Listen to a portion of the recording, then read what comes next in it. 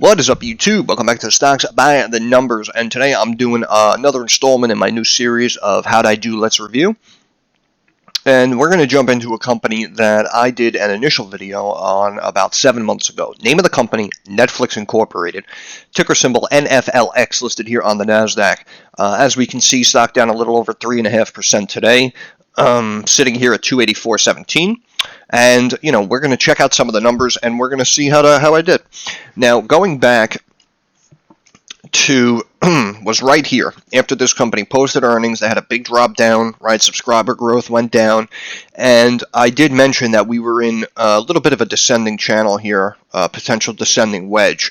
And I mentioned that, according to the numbers, the subscriber growth, the actual lifeline of the business, you could potentially see a pullback to a fib of around 140. However, in the short term, you could see a little bit of a pop coming out of this channel here.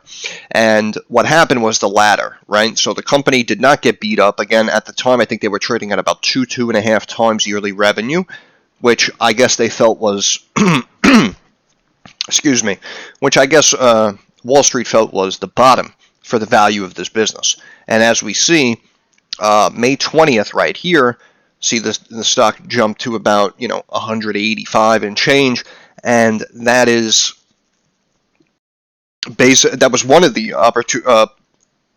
of the potential outcomes that I said could happen with the way the company was sitting at that time.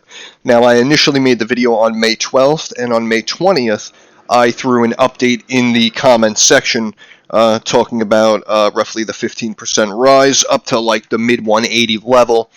And if anyone hit that, obviously congratulations. However, we can see here, it did pull back to 160 and change, but, as we can see long term, this was the level you wanted to get into, right? And over the months, we can see it bouncing around and rising up, and then you see a big pop here going into earnings.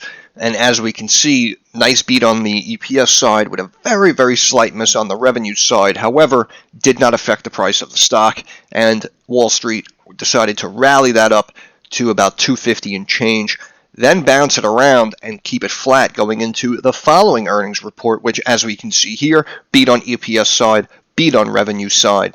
Right? That's what we look for with healthy companies, and as you can see, they rallied the stock up even more from that level. I did mention back in May on my initial video that if this company can turn around its subscribers, and they can turn around after this big drop here in the quarter, remember, it was down 65% year to date here at this point. And I did mention that if they do turn around the EPS to revenue and maintain their subscriber count, that Wall Street is going to reward the stock. Everyone and their brother is going to jump back into the stock, and then you're going to see a nice rally. And I mentioned that we could potentially see a gap fill here at 330 and change. And as we see here on this day, as of late, high, as you can see on the top, again, the OHLC, which stands for the open, high, the low, and the close.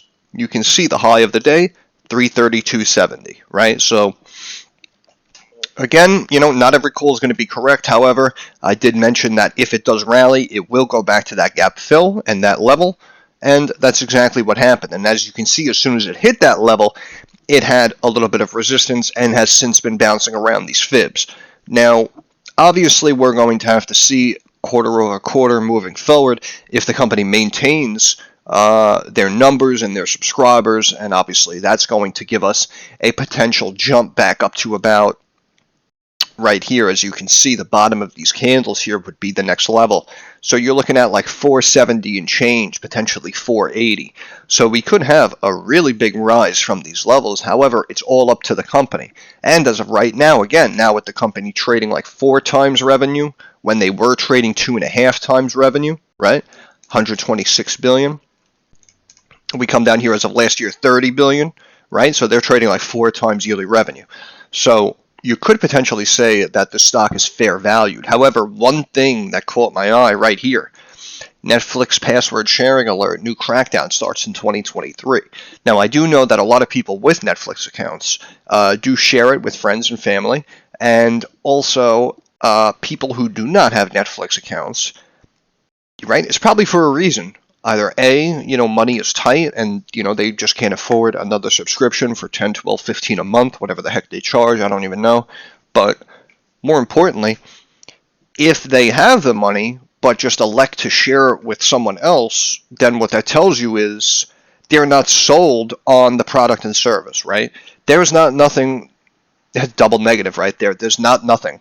There isn't anything on Netflix that they feel is really worth, their money, their subscription fee. Because, if it's something you really wanted to see, you would, make it your business to have your own account, and even something like this wouldn't affect you, right? Because you're already involved with the company's service. So we have to really see after the ball drops, moving into February, March, April, how this new quote-unquote crackdown is going to affect its subscriber count and growth, and of course the revenue. Because I know that people who are getting shared passwords, obviously they're not paying. The initial person is paying, but what I think about is, remember, if people are paying to run ads on Netflix, now you're going to have less people seeing the ads, even though you might be bringing in the same revenue from your subscribers. So I'm not exactly sure how negatively this might impact Netflix business as a whole. But hey, only time will tell, right? And we'll switch over here to stock charts here. We're looking at the weekly. We have an RSI around 50. And as you can see, we've been in a nice upward channel. This 50-day moving average did take a dive, obviously, because it was raging. However, the 200-day moving average, just stopped rising, but has flattened out at about 400 and change. So that could potentially be the next resistance level. However, it does look like the MACD is potentially curling here, and it has been on a big rise here last several months. So you might see a pullback here to around maybe this 260 range when this moving average meets this mid-Bollinger Band. But that's on the day, the weekly. And if we switch over here to the daily, you can see the stock has been basically maintaining this moving average for the last several months. A couple of breaks, but then immediately rebounding and bouncing higher. And now, with the MACD has been dropping here, we have an RSI of 43. So it could potentially keep dropping. However, we could see a curl in the near future. So that's why, in my opinion, I'd say biggest downside right now is probably around to this level right here, around the 250 level. And if we switch back over to weekly, just to double check, yeah, see the 250 level, if the stock begins to slowly pull back, these green lines are the Bollinger Bands. So these upward movements will begin to curl and slightly drop, right? So if this moving average meets up with this mid-Bollinger Band, which will meet up with this 200-day moving average, then that, in my opinion, might be the short-term low if volatility hits this company, right? So in my opinion, we could have a pullback to around the 250 level. And then from there, you could potentially consider stepping in and buying. But again, the company has made a lot of changes, and, they've been in the news getting beaten up with a lot of, negative little iotas of information, little tidbits coming out. So, I don't know. If you caught that bottom again, sub 200, congrats. If you're tucking it away long term, I think that was a great entry. Here at 280, I mean, again, it did just have a run. We have to see how this password crackdown really affects the stock. So as of right now, I would just sit on the sidelines. That's my opinion. I would sit on my hands.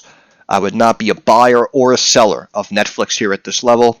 Let's wait for it to find itself. Then we could jump in and we can, try to seize an opportunity at a better price, at a better entry.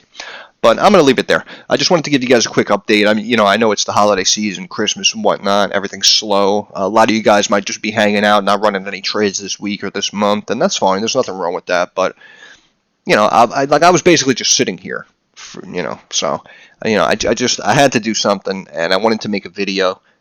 And, I figured I'd talk about Netflix because I know it's a popular company. But I'll leave it there. So, once again, this is Stocks by the Numbers. I want to thank you guys for stopping by. If you have any questions, comments, or concerns, drop it down in the comments section. I'm usually very quick to reply.